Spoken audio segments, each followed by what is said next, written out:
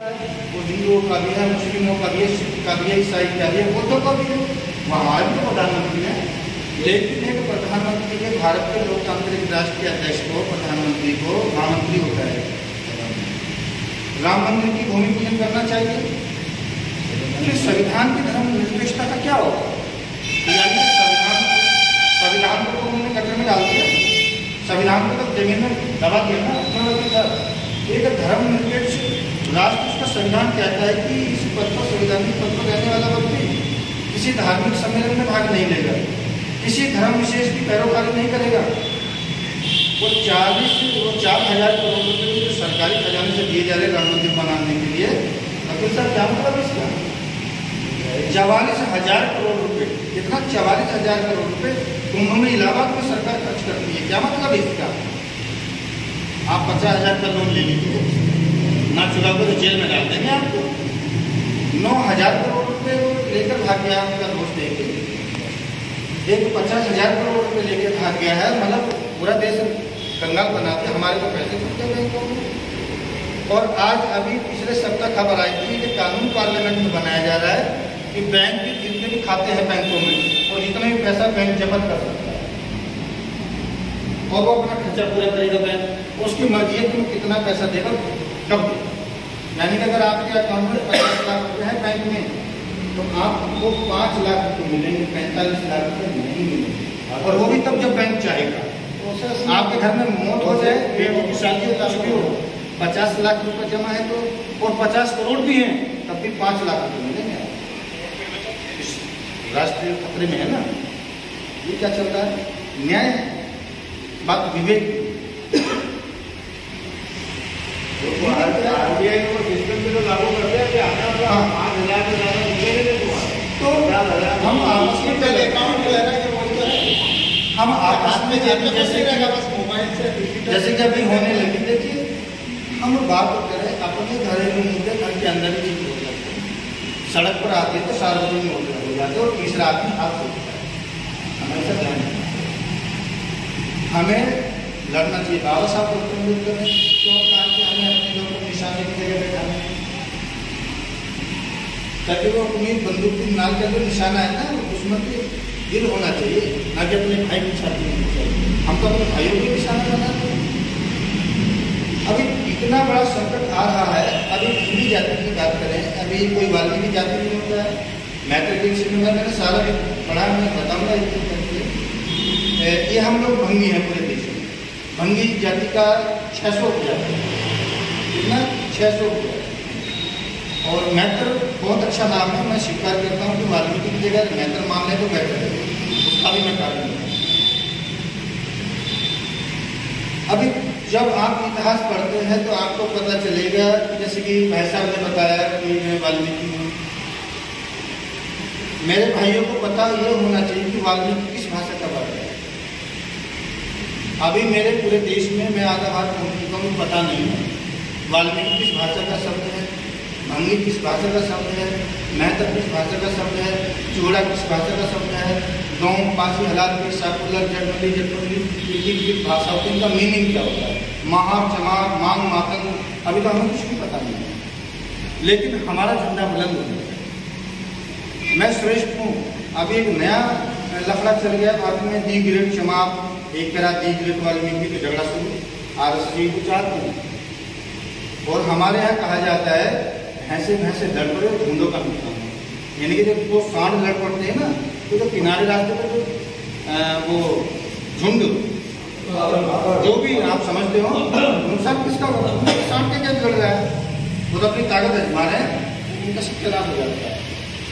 एक पार्क में अगर लड़ पड़े ना, सारी गंदगी तोड़ देंगे, नुकसान किसी का होगा? वो लोग का वनस्पति का। तो हम क्या कर रहे हैं? हम वही काम कर रहे हैं कि हमारा दुश्मन क्या है। हम पढ़ते तो हैं ही। कोई कहता साहब मैं तो वकील बन गया हूँ, एक कहता मैं पुलिस में IPS बन गया हूँ। अभी मेरे पास 600 IPS हैं भंगी जाती है, लेकिन ऐसे कि बुला कर इकट्ठे करते हैं उनका जूता बदल। वो जय श्री राम बोलते हैं, IPS बन कर दो, राम राम करते हैं, कहते हैं कि भगवान वाल्मीकि के मिशन को आगे बढ़ाओ। अम्बेडकर ने क्या किया हमारे लिए? वैसे अधिकारी तो जरूर जूता बजाते। और लगभग 800 IAS बन गए हैं। और सारे के सारे नालायक। एक तो प्रधानमंत्री ने अपना एडवाइजर बना रखा है, गाजियाबाद के लड़का है 30-35 साल, और उसने सत्यानाश कर रखा समाज। तो इस तरह के लोग जो हैं, तो हमारे ही हथियार को हमारे खिलाफ सरकार इस्तेमाल कर रही है। और वो क्यों कर रही है? क्योंकि सही मायने में हम शिक्षित नहीं हैं। कबीर अनपढ़ थे, किसी रामानंद ने उनको पढ़ना लिखना नहीं सिखाया, वह दूर बैठ गया। रविदास जी कबीर की दूर बैठ के सुन लेना, जैसे बाबा साहब की बात बताया। और पढ़ना लिखना नहीं, अपने चेलों को तो पंडितों को सिखाते थे। क्या सिखाते? संस्कृत के ग्रंथ पढ़वाते थे, लिखवाते थे। और संस्कृत ब्राह्मण ही पढ़ेगा, ब्राह्मण ही पढ़ाएगा, कोई नहीं समझ सकेगा। और फिर भी हमारे लोग पागल हैं। क्यों? एजुकेशन तो है ही नहीं। एडवोकेट एक समाज का लीगल एडवाइजर होता है, उसकी कुछ कैपेसिटी होती है। लेकिन हमारे देश में लाखों एडवोकेट हैं, मेरी जानकारी में कोई भी नहीं लड़ाई लड़ा सकता। कम से कम अगर 1000 वकील इकट्ठे होकर सुप्रीम कोर्ट में पिटीशन दाखिल करते तो परिणाम तो उठाने वाले हैं। और 1000 वकील तो हमारे सुप्रीम कोर्ट में बैठे हैं, और ऐसे ऐसे वकील की जज को भी डराते हैं। लेकिन 2 पैसे कमाने के अलावा कुछ नहीं है। हमारे बहुत सारे डॉक्टर हैं, बहुत सारे लोग जमींदार हैं, पैसा है, और पैसे को मिसयूज एक दूसरे के नाक नीचे करने में लगे रहते हैं। अच्छा, इसका 2 मंजिल का मकान बन गया, मैं 3 का बनाया। किसी ने अपने बेटी की शादी में 10 देग मांस बनाया था, मैं 20 देग से मतलब इससे जाकर हम ये नहीं सोच रहे हैं कि मेरे पड़ोसी की लड़की ने BA पास कर लिया तो मैं अपनी बेटी को मैं MA पास कर दूँ। इस तरह का तो हो सकता है। तो बात तो विवेक की हो रही थी ना, कहाँ विवेक हमारे पास? इन विदेशी आर्य लोगों ने, आर्य का मतलब है आर्यन से आने वाले, आर्यन ईरान का पुराना नाम। और बाइबल अकॉर्डिंग क्योंकि मैंने सभी धर्मों का डिप्लोमा किया तो मैं क्लाइमेट बहुत अच्छा कर सकता हूँ।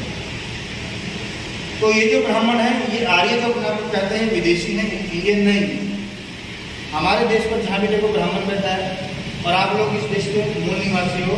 और मेहतर का मतलब होता है महापीरा। बौद्ध धर्म का जो सबसे बड़ा धर्म गुरु होता है वो महापीरा होता है। 20 साल के बाद, 20 साल की तपस्या के बाद उसे महापीरा की पदवी दी जाएगी, वो भी एग्जाम में। पढ़ाई लिखाई महापीरा को 20 साल के बाद, मतलब मैं घंटे कहूँगा तो 5 साल तो मेरी परीक्षा वैसे तो दी जाएगी उपसंपदा होने। उपसंपदा होने के 10 साल और मेरी परीक्षा होगी। 15 साल गए, अगर मैं पास हो गया तो फेरा बना दिया जाऊँगा। फिर 10 साल के बाद फिर मेरी परीक्षा होगी, और 25 साल के बाद मुझे महाफेरा की पदवी मिलेगी। और महाफेरा को बिगाड़ कर ब्राह्मण ने क्या बना दिया आपको? मेहतर। आप इन मेहतर को कौन बनाएगा बेहतर? तो हमको ही तो बनाना है ना। अगर हम अपने आप को बेहतर नहीं बनाएंगे तो कौन बनाएगा? जो ये चाहता है ये सत्यानाश हो जाए इनका। इतना बड़ा मकान मिलेगा, अगर ब्राह्मण ने दे दिया तो आग लग जाएगी, और भी सब कुछ ना कहते जमन अभी करके चला जाएगा, लेकिन जरूर आग लग जाएगी। कहेगा अच्छा ये भंगी के ना, तुम अपने आप को नायतर वाले में कुछ भी करो, लेकिन उसके मन में क्या लगती है? ये भंगी के लिए इतना बड़ा मकान बना दिया, कैसे ही मेरा हो जाए? मेरे आदमी के पास इतनी अच्छी बिल्डिंग है, बस रात दिन से चैन नहीं है। आपने कपड़ा अच्छा पहन लिया तो उसको आग लग जाएगी। आपके बच्चे ज़्यादा सुंदर हैं तो उसको आग लग जाएगी। अच्छा भंगी के महत्व के बच्चे सुंदर क्यों होंगे? वो तेजा करवाने के लिए कहेगा, वो लड़के को लड़कों से कहेगा चौराहे पे इनके लड़कों को छेड़ेगी। ये सब क्या हो रहा है? आरएसएस क्यों प्रोत्साहित करता है? ये सब वो पे कहने इतना बड़ा चल रहा है, हमें कुछ पता ही नहीं। वाल्मीकि संस्कृत का वर्ड है, और वाल्मीकि संस्कृत का है जैसे कि देखो लकड़ी रखी है, देखिए पीछे लकड़ी में जब दीमक लग जाएगा तो उसे कहते हैं वाल्मीकि।